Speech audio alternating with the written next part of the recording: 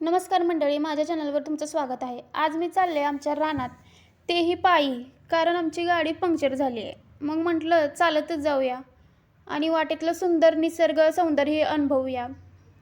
आज रानात ना टोमॅटोची तिसरी बांधणी करायची आहे आणि तिकडे सुतळ्याच कमी पडल्या होत्या। मग पप्पांचा मला फोन आला, पप्पा म्हणले जा सुतळ्या घेऊन जा रानात। बरं म्हटलं ठीक आहे, म्हणून त्या घेऊन मी आता रानाच्या वाटेने निघाले आहे आणि चालत चालत म्हटलं तुम्हालाही दाखवावं। ही बघा समोर दिसतं हे वड्याचं पाणी आहे, वगळीचं पाणी आहे। आमच्या रानात जाण्यासाठी आम्हाला याच पाण्यातून जावं लागतं। पावसामुळे अगदी स्वच्छ आणि निर्मळ झाले बघा। दोन्ही बाजूला दाट झाडी, हिरवगार गवत आणि थंडगार वातावरण। पावसाळ्यात निसर्गाचं सौंदर्य काही वेगळंच असतं। वरच्या बाजूला एक छोटासा खड्डा आहे आणि त्या खड्ड्यातूनच मग खाली पाणी जातं आणि तेच पाणी पुन्हा परत वगळीनं असं खाली जातं आणि तिथूनच मी आता चालत आले तुम्हाला दाखवलं। चला आता आपण रानात पोचलोय आणि ही बघा रिक्या कसा माझ्याकडे बघतोय। चल त्याला मी आता ना बिस्किट देते, म्हणजे तो शांतपणे बसेल, शांतपणे खाईल आणि मग बसेल। वरच्या बाजूला बघा ही टोमॅटोची दुसरी बांधणी चालली आहे। ॲक्च्युली ह्याला लेट झालं आहे खरं, खालची पूर्ण तिसरी बांधणी करून झाली आहे आणि ह्याची आत्ताशी दुसरी बांधणी चालली आहे।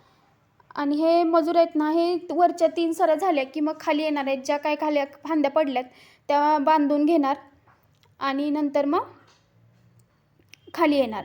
आणि हे बघा लाल टोमॅटो, पहिल्या फळांपैकी बरेच टोमॅटो पिकलेले आहेत आणि काही तर लाल होण्याच्या मार्गावर आहेत।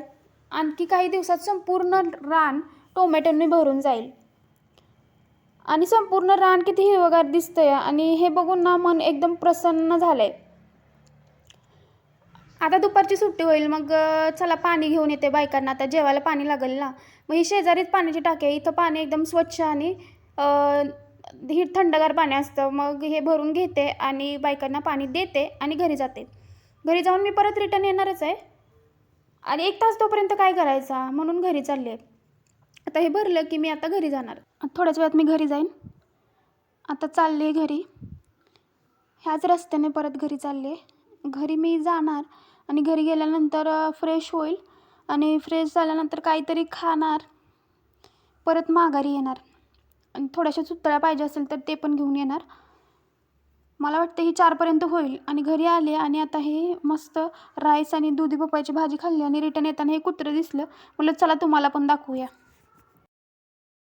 साईडला एक झाड आहे आणि त्याच्यावर अमरवेल आले आणि हे परजीवी वनस्पती आहे। ह्याचा उपयोग केसांच्या निगेसाठी केला जातो। तुम्हाला ह्याच्याबद्दल काय माहीत आहे का, मला कमेंट करून सांगा। रानाच्या बांधालाच बघा ही कुडकुडीचं झाड आले आणि त्याला फुलं आली आहेत पिवळ्या कलरची। ही आहे घोळ्याची भाजी आणि ह्याची भाजी करतात।